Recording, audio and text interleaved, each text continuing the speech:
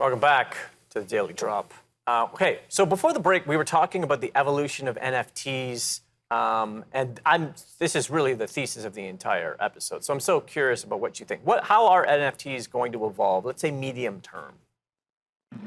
Yeah, it's going to be super exciting to see what NFTs look like in the next couple of years, right? And just for the audience's sake, as we discussed previously, NFTs really represent this ownership of really kind of slow-moving, immutable data. Anything such as, it could be a medical record, it could be a digital identity, it could be a domain name, a piece of digital art, etc. So as NFTs continue to evolve, we're going to see them being less used for simple profile pictures or collections of 10,000, and they'll have much more tangible utility associated with them. It could be access to a specific community.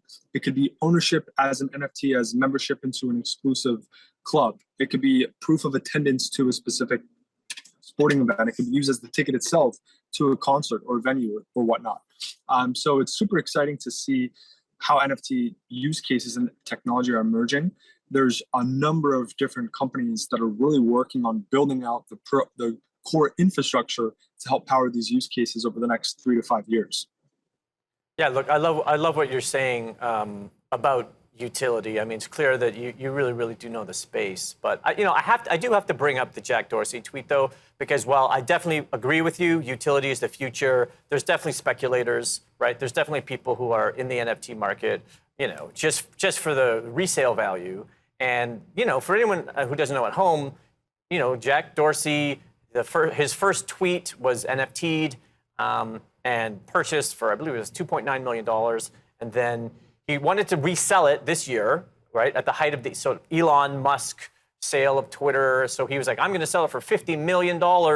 And the highest bid was only thousands of dollars before it was ultimately withdrawn. So how significant do you see that transaction for the broader resale market of NFTs?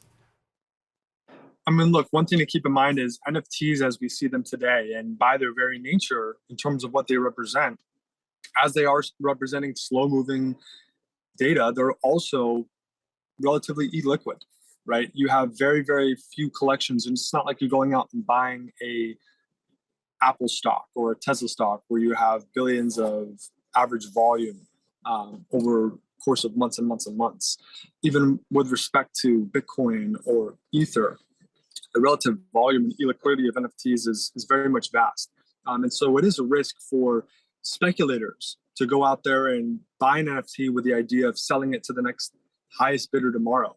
Because lo and behold, you might not necessarily even see a bid for weeks or months, and you'll get left holding something that you'll have to hold into perpetuity or for the next several years. So the biggest thing to keep in mind is when a user is going out and acquiring an NFT, back to your concept of utility, they should have their own derived fundamental value of why they are buying what they're buying. Do they love the piece of digital art? Do they believe that the creator themselves are going to make a name for themselves in the digital art world over the next 5 or 10 years? And they want to be one of the early adopters of that creator or that artist? Do they want access to this underlying membership because they derive so much personal, tangible utility from that membership itself? Do they want to acquire some sort of electronic ticket or proof of attendance or whatever it might be to some event? But the construct of acquiring NFTs under the idea of flipping them for a quick buck or speculation is obviously one of the adverse side effects of the market in terms of how it's evolved so far today. But it's not necessarily surprising given the things we mentioned before, coming out of a very low, cheap asset policy that's enabled people to actually support such speculation. Dude, oh my God, you're like such a brain. That was great. I loved your answer there. Look, we've got about a minute left. I want to talk about GameFi a little bit. So for our audience at home doesn't know, essentially it's like the gaming economy. It's really emerging, and it seems like it's a big part of the future of NFTs. What do you think of GameFi as part of sort of NFT growth strategy?